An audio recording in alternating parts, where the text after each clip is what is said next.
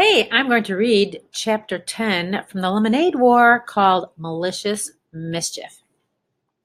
Malicious mischief, the act of purposely destroying the property of someone else's business. Jessie was all in knots. Evan was madder than ever at her, and she couldn't figure out why. He had said, "Do you want to call off the war?" And she had said, "Sure, let's call off the war," or something like that. That's what she'd meant to say. That's what she wanted to say. But what had she really said? She mentioned Megan. Oh, she almost spilled the beans about Megan giving her the $104. But she hadn't. She kept her mouth shut just in time. Jessie smiled, remembering that. So why had Evan acted like that? What was the matter with him? Jessie lay down on her bed. The world was a confusing place, and she needed Evan to help her figure it out. If this is what fourth grade was going to be like, she might as well just give up now.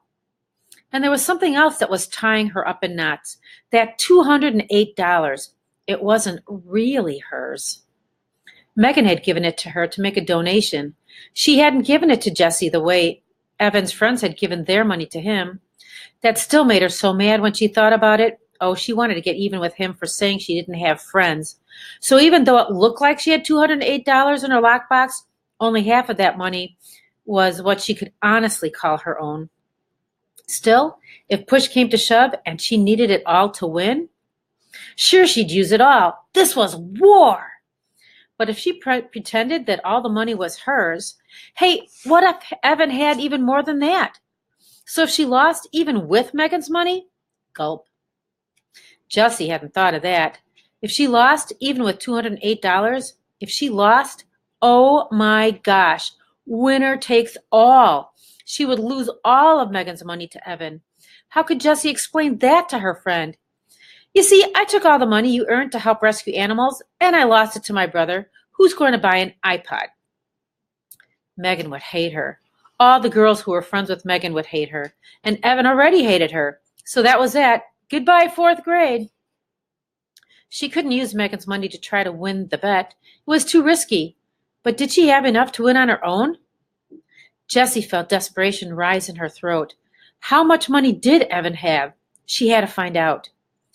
Jessie tiptoed upstairs to the attic office. She listened at the closed door. Her mother was on the phone. Then Jessie snuck downstairs. Evan was watching TV in the family room. Like a whisper, she crept back upstairs and into Evan's room. There was a strict rule in the Chesky house. No one was allowed in anyone else's room without an express invitation.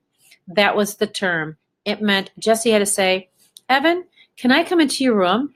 And Evan had to say yes before she put even one toe over the line. So even though Evan's door was wide open, just crossing the threshold was a direct violation that carried a fine of $1. But that was the least of Jessie's concerns. She snuck over to Evan's bookshelf and picked up a carved cedar box, Evan's chosen souvenir from the family summer vacation.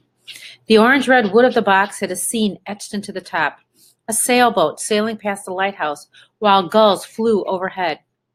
The words Bar Harbor, Maine were painted in the sky. The box had brass hinges and a clever latch. What it didn't have was a lock.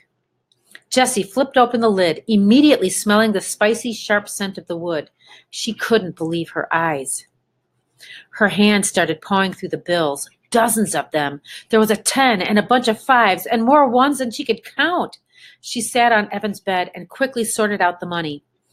Evan had $103.11. 89 cents less than she had.